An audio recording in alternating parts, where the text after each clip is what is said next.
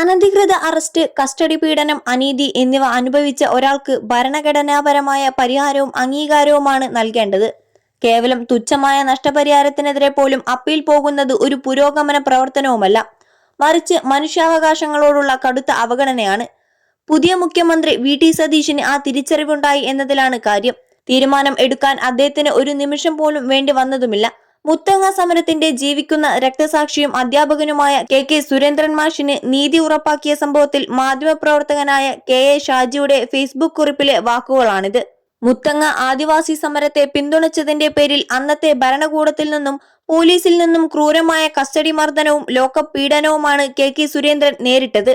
വിദ്യാർത്ഥികളുടെയും സഹപ്രവർത്തകരുടെയും മുന്നിൽ വെച്ച് കസ്റ്റഡിയിലെടുത്ത് മാഷിന്റെ കർണപുടം അടിച്ചു പൊട്ടിക്കുന്നതടക്കമുള്ള കൊടും ക്രൂരതകളാണ് കാക്കിക്കുള്ളിലെ ഭീകരൻ അന്ന് അഴിച്ചുവിട്ടത്.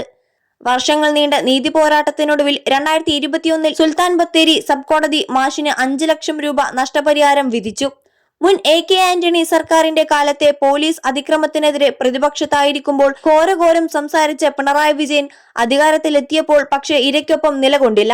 പോലീസിന്റെ മനോവീര്യം തകരും എന്ന വിചിത്ര ന്യായം ഉന്നയിച്ച് പിണറായി വിജയൻ സർക്കാർ മാഷിന് തുക നൽകുന്നതിന് പകരം കോടതിയിൽ അപ്പീൽ നൽകുകയായിരുന്നു. ഖജനാവിൽ നിന്നും ലക്ഷങ്ങൾ മുടക്കി 5 വർഷത്തോളം അപ്പീൽ കേസ് നടത്തിയത് മനുഷ്യാവകാശങ്ങളോടുള്ള കടുത്ത അവഗണനയായിരുന്നുവെന്ന് ഷാജി കുറിപ്പിൽ വ്യക്തമാക്കുന്നു.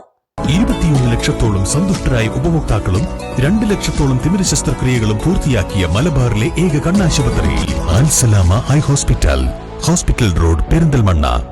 എന്നാൽ കഴിഞ്ഞ നിയമസഭാ തെരഞ്ഞെടുപ്പ് കാലത്ത് കൽപ്പറ്റ അഡീഷണൽ ജില്ലാ കോടതി സർക്കാരിന്റെ അപ്പീൽ തള്ളിക്കളയുകയും നഷ്ടപരിഹാര തുക 12.5 ലക്ഷം രൂപയായി ഉയർത്തി ഉത്തരവിടുകയും ചെയ്തു. തുടർന്ന് തിരുവനന്തപുരത്തെത്തി പുതിയ മുഖ്യമന്ത്രി വി.ടി. സതീശനെ നേരിട്ട് കണ്ട സുരേന്ദ്രൻ മാഷ് തന്റെ അവസ്ഥയും വിഷമങ്ങളും ധരിപ്പിച്ചു. പരിസ്ഥിതി പ്രവർത്തക പ്രൊഫസർ കുസുമം ജോസഫ്, മുഖ്യമന്ത്രിയുടെ മാധ്യമ ഉപദേഷ്ടാവ് റോയ് മാത്യു എന്നിവർ വഴിയാണ് മാഷ് മുഖ്യമന്ത്രിയെ കണ്ടത്. കാര്യങ്ങൾ സക്ഷമമായി കേട്ട മുഖ്യമന്ത്രി വി.ടി. സതീശൻ ഈ കേസിൽ സർക്കാർ ഒരു കാരണവശാലും ഇനി അപ്പീൽ പോകില്ലെന്നും കോടതി വിധിച്ച നഷ്ടപരിഹാര തുക ഉടൻ അനുവദിക്കുമെന്നും ഒരു നിമിഷം പോലും മടിക്കാതെ ഉറപ്പു നൽകുകയായിരുന്നു.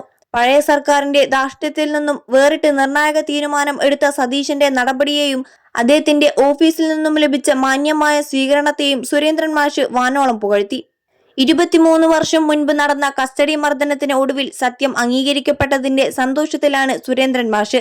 ഭരണകൂടത്തിന്റെ വിചിത്രമായ വാദമുഖങ്ങളെ നിഷ്പ്രഭമാക്കിക്കൊണ്ട് പുതിയ സർക്കാർ കൈക്കൊണ്ട ഈ പുരോഗമനപരമായ നിലപാട് മനുഷ്യാവകാശ പോരാട്ട ചരിത്രത്തിലെ തിളക്കമുള്ള അധ്യായമായി മാറുകയാണ്.